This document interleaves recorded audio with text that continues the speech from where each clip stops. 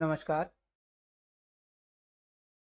आज का वीडियो शुरू करने से पहले हमने पिछले वीडियोज में देखा था कि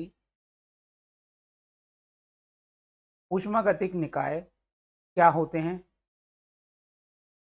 ऊष्मागतिक निकाय पर किया गया कार्य या ऊष्मागतिक निकाय द्वारा किया गया कार्य क्या होता है। थर्मोडायनेमिक प्रोसेस क्या होता है और थर्मोडायनेमिक वेरिएबल्स तथा थर्मोडायनेमिक फंक्शंस क्या होते हैं, उसके बारे में हमने बेसिक जानकारी करी थी। अब एक और ऊष्मागतिक वेरिएबल थर्मोडायनेमिक वेरिएबल है जिसे हम कहते हैं आंतरिक ऊर्जा, कैपिटल यू, के बारे में हम पढ़ेंगे। तो टॉपिक है आज का ऊष्मागतिक निकाय की आंतरिक ऊर्जा, internal energy of thermodynamic system. जैसे कि हम जानते हैं कि ऊर्जा के द्वारा कार्य किया जा सकता है। अब यहाँ बात करनी है हमें आंतरिक ऊर्जा की। तो किसी निकाय के अणुओं की गति व स्थिति के कारण उसके कार्य करने की क्षमता को उसकी आंतरिक ऊर्जा कहते हैं। इसे कैपिटल यू से प्रदर्शित करते हैं। अर्थात किसी ऊष्मागतिक निकाय के अंदर जो भी उसके कण हैं, उनकी गति और उनकी स्थिति के कारण जो वह कार्य कर सकता है, उसकी उस क्षमता को आंतरिक ऊर्जा कहते हैं। तो यहाँ पर दो चीजें इंपॉर्टेंट हैं, कणों की गति और स्थिति। जैसे कि हम जानते हैं कि यदि कोई पत्थर पृथ्वी तल से h ऊंचाई पर रखा हुआ होता है तो उसकी स्थितिज ऊर्जा होती है, और यदि कोई कण गति कर रहा है तो उसकी गतिज ऊर्जा हाफ mv² होती है। तो अगर ये दोनों चीजें हैं तब उसमें गतिज ऊर्जा भी होगी और स्थितिज ऊर्जा भी होगी। उदाहरण के तौर पर अगर हम आदर्श गैस की बात करें तो जैसा हम जानते हैं कि एक आइडियल गैस के अणुओं के बीच में कोई भी आकर्षण बल कार्य नहीं करता है, अतः उसमें स्थिति के कारण कोई भी कार्य करने की क्षमता नहीं होगी, यानी उसमें कोई स्थितिज ऊर्जा नहीं होगी, उसमें केवल आंतरिक गतिज ऊर्जा होती है। So now we explain internal energy of thermodynamic system. It is a thermodynamic variable for a thermodynamic system. The capability of a thermodynamic system to do work due to motion and position of its particles or molecules is called its internal energy. It is represented by capital U. For example, we know that there is no internal attractive force between the molecules of ideal gases. So there is no capability of doing work due to position of molecules in ideal gas. Hence we can say that ideal gas has only internal kinetic energy, while real gases has both internal kinetic energy and position energy.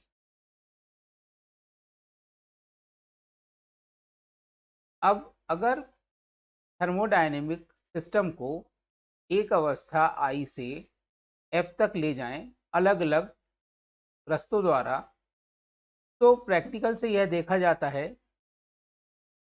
कि दो अवस्थाओं के बीच प्रक्रम में दी गई ऊष्मा, हम represent कर रहे हैं कैपिटल क्यू से, तथा प्रक्रम द्वारा किए गए कार्य से रिप्रेजेंट कर रहे हैं कैपिटल डब्ल्यू से, का अंतर Q माइनस डब्ल्यू नियत रहता है। अर्थात यह इस बात पर निर्भर नहीं करता है कि थर्मोडायनेमिक सिस्टम या ऊष्मागतिक निकाय अवस्था I से F तक किस पथ से जाता है। तो यदि कोई ऊष्मागतिक निकाय अवस्था I से F तक दो रास्तों 1 और 2 से जाए, तो पहले रास्ते के लिए दी गई ऊष्मा और किए गए कार्य का अंतर Q1 माइनस W1, और दूसरे रास्ते के लिए दी गई ऊष्मा Q2 और किए गए कार्य का अंतर Q2 माइनस W2, दोनों आपस में बराबर होंगे। ये देखा गया कि हम किसी भी रास्ते से जाते हैं, हमेशा अंतर जो Q माइनस W है वो कांस्टेंट रहता है। यह अंतर ही दोनों अवस्थाओं में आंतरिक ऊर्जा परिवर्तन के बराबर होता है। यदि F अवस्था में निकाय की आंतरिक ऊर्जा UF और I अवस्था में निकाय की आंतरिक ऊर्जा UI हो, तो UF minus UI is equal to delta U is equal to Q minus W होगा। तो हम कह सकते हैं कि आंतरिक ऊर्जा बिंदु फलन अथवा अवस्था फलन होती है, जो केवल ऊष्मागतिक निकाय की अवस्था पर निर्भर करती है। Practically, it is seen that if a thermodynamic system goes from one state represented by small I to other state represented by small f by a process, thermodynamic process, in which we give energy, we give heat capital Q, and the work done by the system is W, then their difference Q minus W remains constant.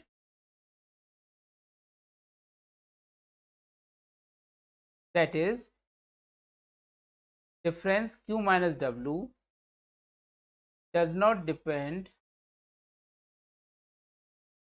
upon the path between state I to F.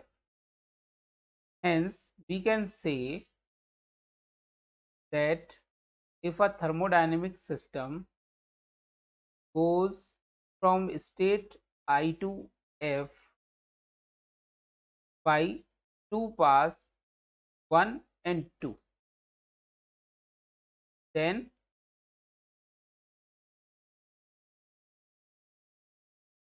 difference between heat and work done in first path, that is Q1 minus W1, and difference between heat and work done by the system in path 2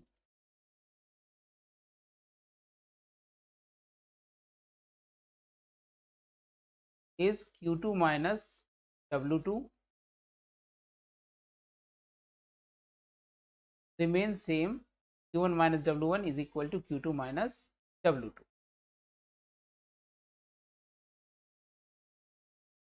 This difference, as we see in figure,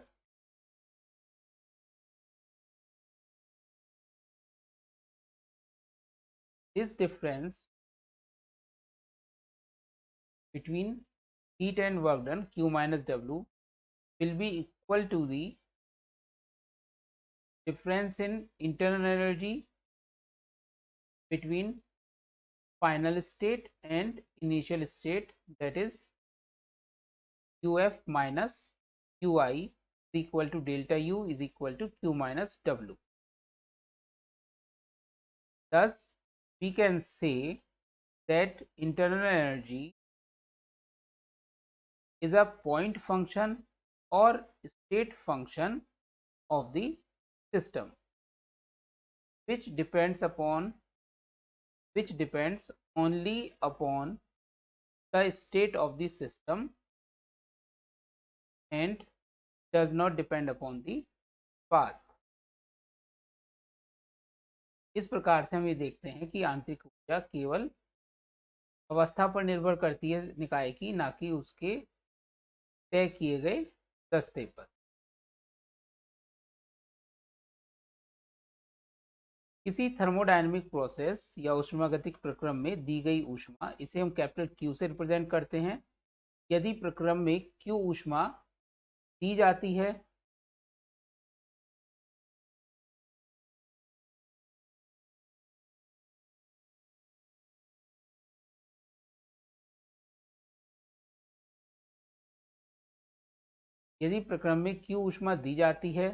तो इसे धनात्मक यानी positive, और प्रक्रम में निकाय से ऊष्मा ले ली जाती है तो इसे ऋणात्मक या नेगेटिव कहते हैं।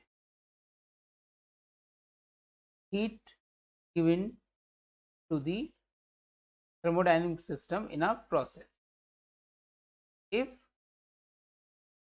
heat is given in the process, then it is assumed as positive, and if heat is taken from the system in a process, then it is called negative.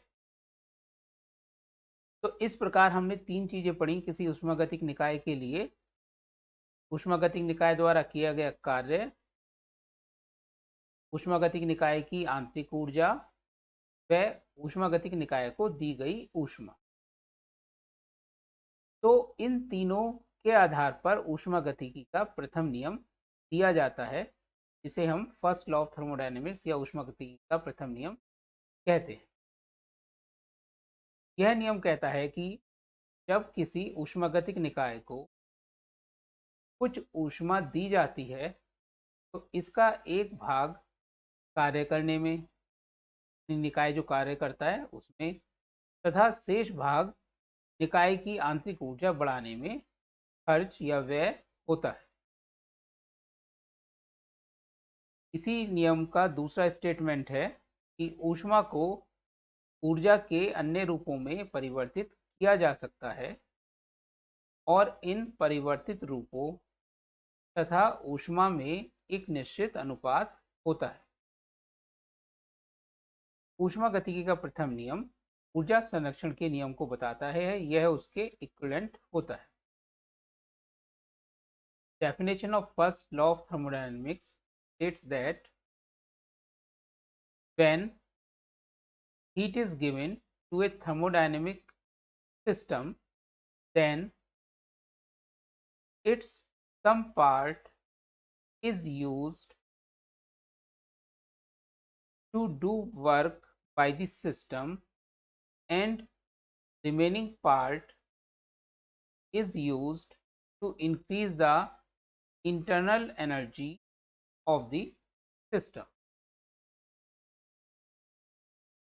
Second statement is heat can be converted into other form of energy, and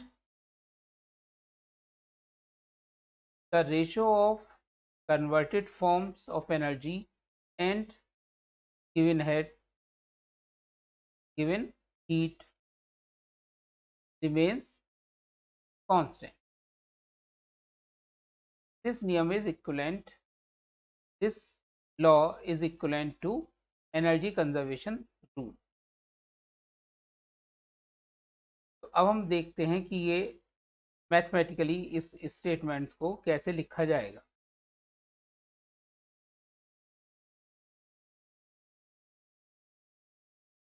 मान लेते हैं किसी ऊष्मागतिक निकाय को dq ऊष्मा देते हैं तो निकाय द्वारा किया गया कार्य W है और उसकी आंतरिक ऊर्जा में वृद्धि du हो जाती है।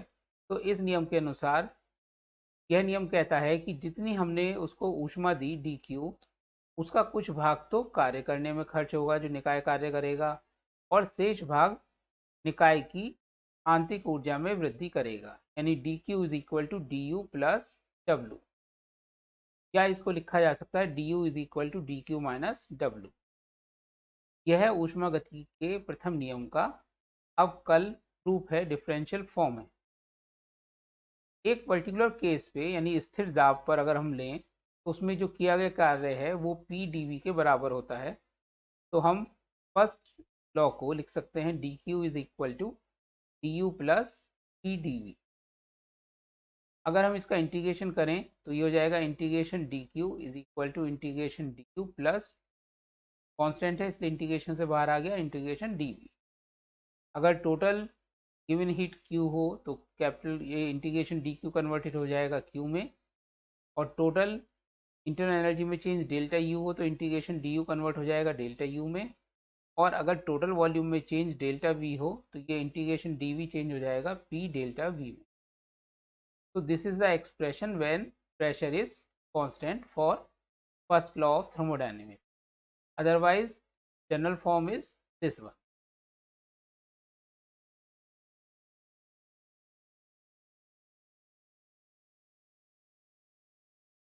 So to represent the definition of first law of thermodynamics, we say that if given heat to a thermodynamic system is d,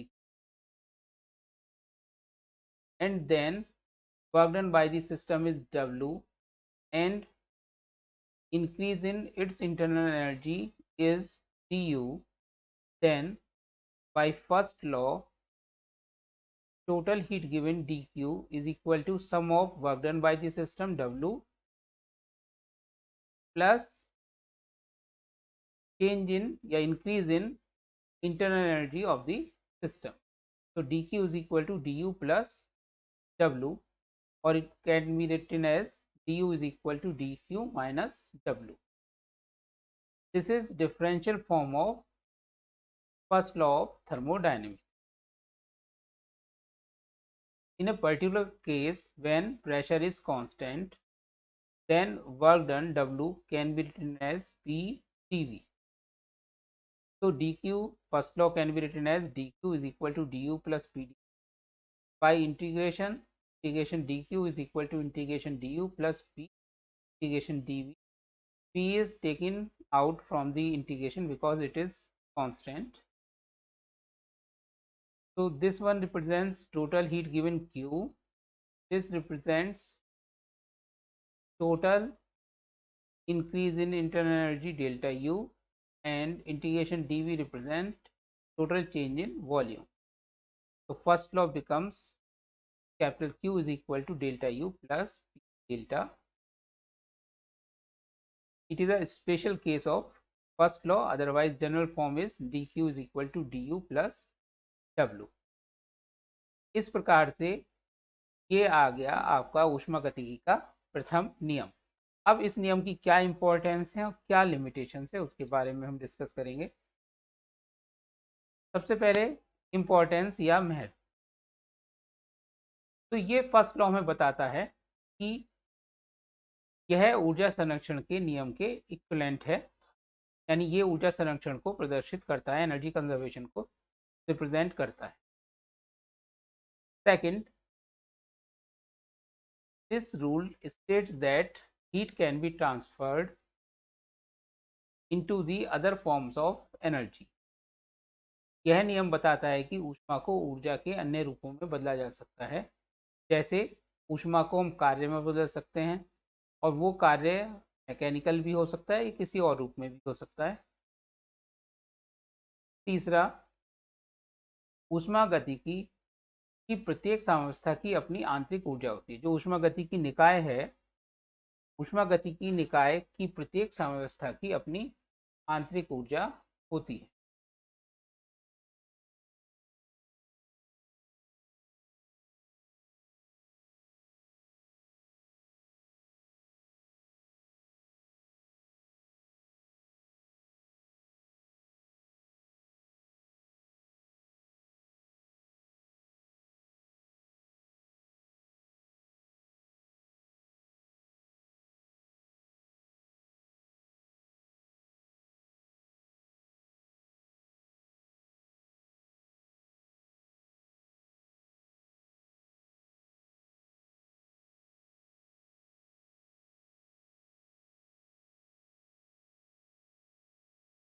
ऊष्मागतिकी निकाय की प्रत्येक साम्यावस्था की अपनी आंतरिक ऊर्जा होती है जो केवल अवस्था पर निर्भर करती है।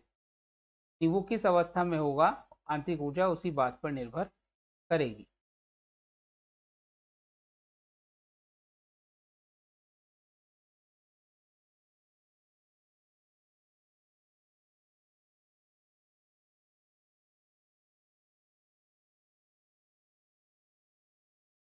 लिमिटेशंस, जो फर्स्ट रूल है वो क्वालिटेटिवली तो सत्य है, परंतु प्रैक्टिकली कुछ दिक्कतें आती हैं। वो क्या दिक्कतें आती हैं वो इसकी लिमिटेशंस या सीमाओं में हम डिस्कस करेंगे। जैसे कि किसी चक्रीय प्रक्रम में, यानी जब ऊष्मागतिक निकाय लौट कर अपनी प्रारंभिक अवस्था में आ जाए तो उसकी आंतरिक ऊर्जा में परिवर्तन शून्य होगा।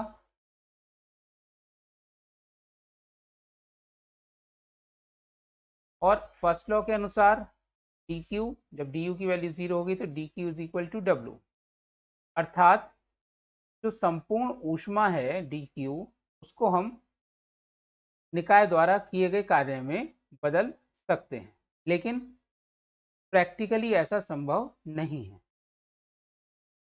क्योंकि अगर यह संभव होता तो हम समुद्र के जो पानी होता है उससे हम ऊष्मा लेते और उससे जहाज चलाते और फिर पानी को वापस उसमें छोड़ देते, यानी कि समुद्र के अंदर जहाज को हम समुद्री जल से ऊष्मा लेकर चला सकते, क्योंकि दी गई जो ऊष्मा है सारी की सारी कार्य में बदल जाए अगर, तो ऐसा संभव हो सकता है। लेकिन प्रथम नियम तो कहता है कि ऐसा संभव हो सकता है, dq is equal to W हो सकता है, लेकिन प्रैक्टिकली ऐसा संभव नहीं है। दूसरा, तो दूसरे एग्जाम्पल से समझते हैं हम। यदि एक गर्म वस्तु व एक ठंडी वस्तु परस्पर संपर्क में रखी हो तो इस प्रथम नियम अनुसार जब दोनों संपर्क में रखी हैं तो किया गया कार्य शून्य होगा। अगर हम दोनों वस्तुओं को निकाय मान लें और संपर्क में रखी हैं तो किया गया कार्य शून्य होगा।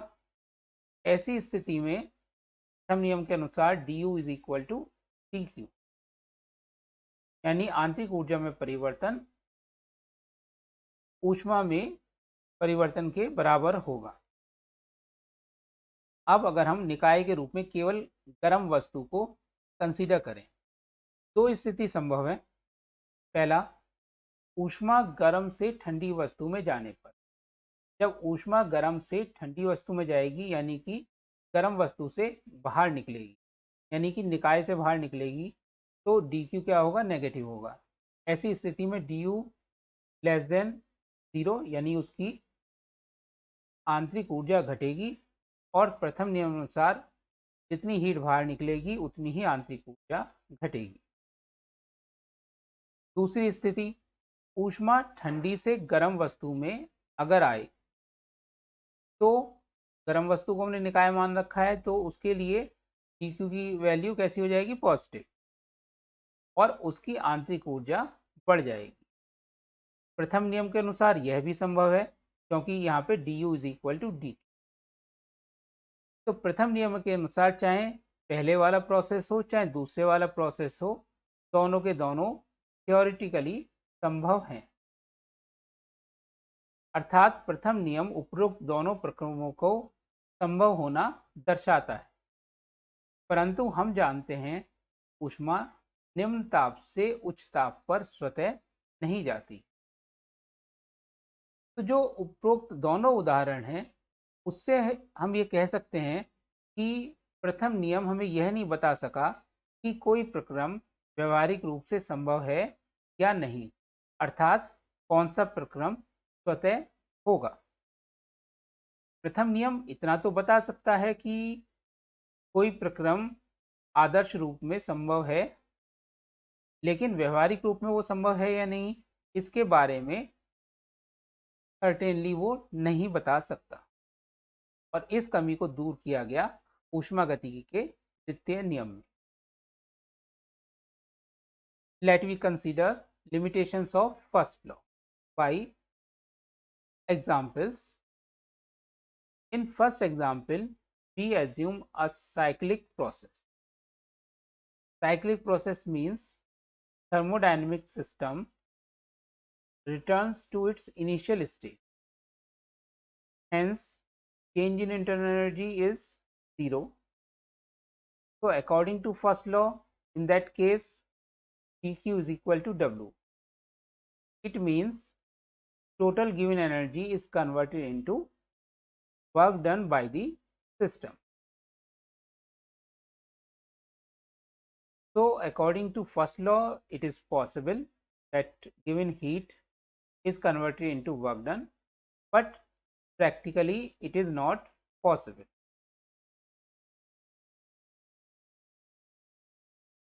If it is possible, then let we explain it by an example.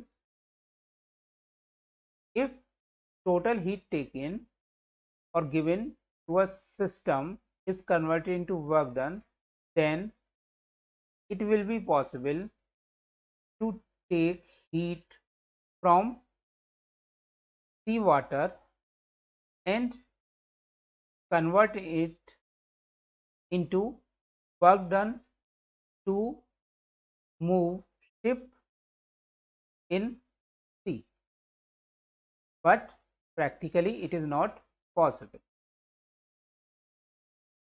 Let we explain it by another example. If we have a hot body and a cold body in thermal contact to each other, then according to first law, net work done is 0 and change in internal energy is equal to change in heat given or heat taken. Let we consider hot body as a thermodynamic system. So there are two possibilities of process. Number one, heat will transfer from hot body to cold body. In that case, heat is taken out from hot body, that is from the system. So dq is negative and du will be less than 0 because according to first law du is equal to dq. So du will also so internal energy will also decrease for hot body. This is the process when heat transfer from hot body to cold body. In second process, when heat transfer from cold body to hot body, in that case heat is given to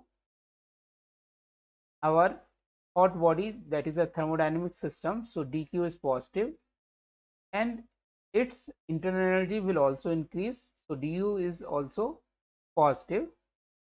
According to first law, du is equal to dq will also hold here. So we see that first law, according to first law, these two process, first and second, when heat is transferred from hot to cold or cold to hot, both are possible. But practically we know that heat cannot be transferred from cold body to hot body without any external work. That is, heat cannot be transferred from low temperature to high temperature spontaneously or without any external source. Thus, first law will not tell us that a process, thermodynamic process, will be possible practically or not will practically be possible or not. That is, which process will be self spontaneous or not. This drawback is removed by second law of thermodynamics,